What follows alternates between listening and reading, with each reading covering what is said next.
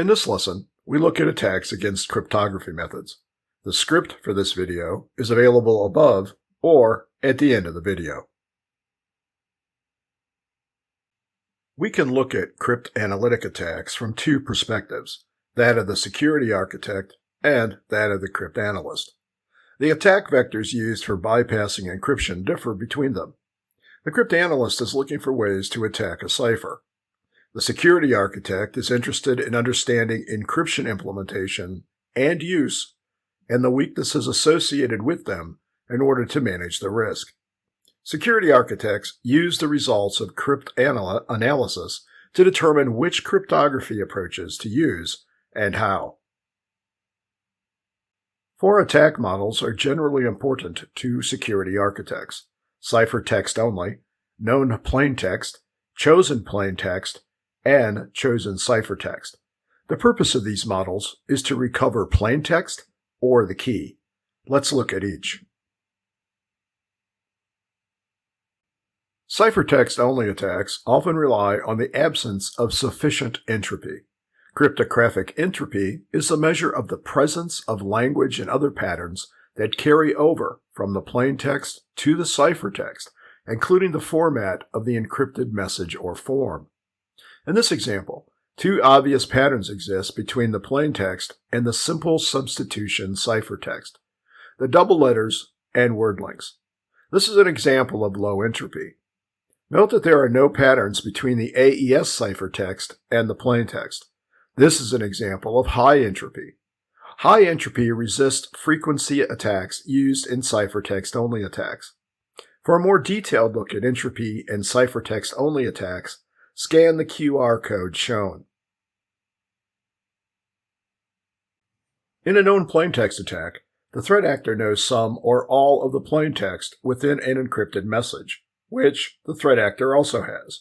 Once the plaintext and the ciphertext strings are known for the same text, it may be possible for the threat actor to determine the key. In this example, Adam intercepted an encrypted message that Alice sent to multiple recipients. Adam also has access to a compromised system on which he has access to the plaintext. If Adam knows the encryption algorithm used, he can now attempt to determine the key. In chosen-plaintext attacks, the threat actor knows arbitrary plaintext that might be encrypted. Often, the threat actor has some control over the plaintexts and their content.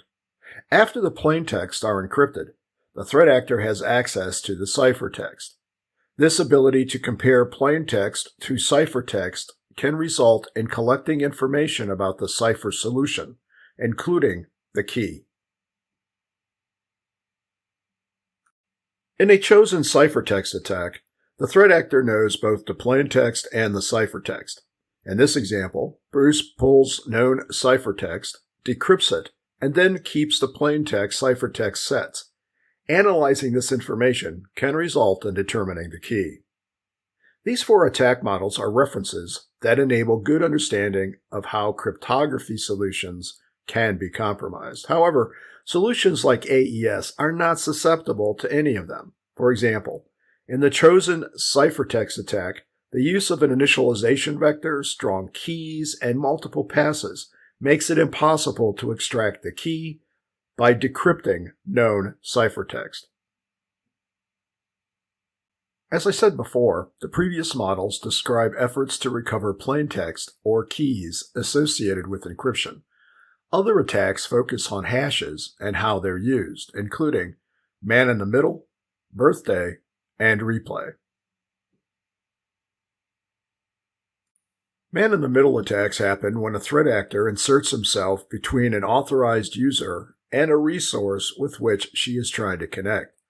In this example, Evan intercepts the HTTPS session establishment request to one of Alice's organization's cloud applications. Evan establishes a secure session with Alice and with the cloud application as Alice. As far as the cloud app knows, it's communicating with Alice. Now, Evan intercepts all traffic between Alice and the cloud application. Because the secure session terminates in both directions with Evan, Evan can see all data in the plaintext. The birthday attack, also known as the collision or reverse hash matching attack, tries to discover weaknesses in a hashing algorithm that allow two or more plaintexts to have the same hash value. This breaks the expectation that no two plaintexts can have the same hash value. It breaks the validity of things like digital signatures and file hashes. The birthday attack uses the mathematics related to the birthday problem in probability theory. The birthday problem deals with the probability that two people in a given set of people, like a classroom, will have the same birthday. For example, there is more than a 50% chance that two people in a class of 23 students will have the same birthday. There are multiple approaches to calculating the birthday probability. I chose the one at the link shown. In this approach, we calculate the probability that there are not two people with the same birthday. The formula for this multiplies the number of days in the year less one of the class members.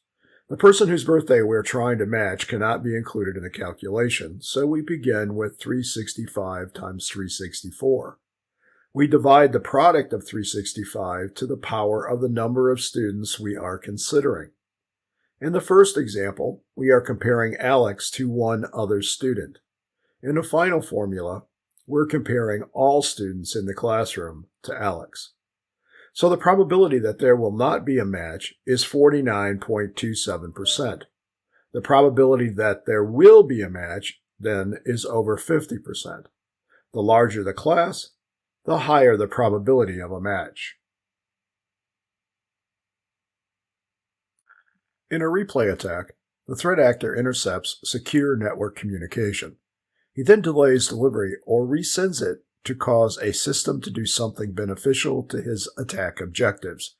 This delay or resend is done either at the sending system or from the threat actor system. In this example, I show a replay attack, also known as pass the hash. Bella sends her hashed password to the application server to access an application to which she has authorized access. Eve intercepts the hash.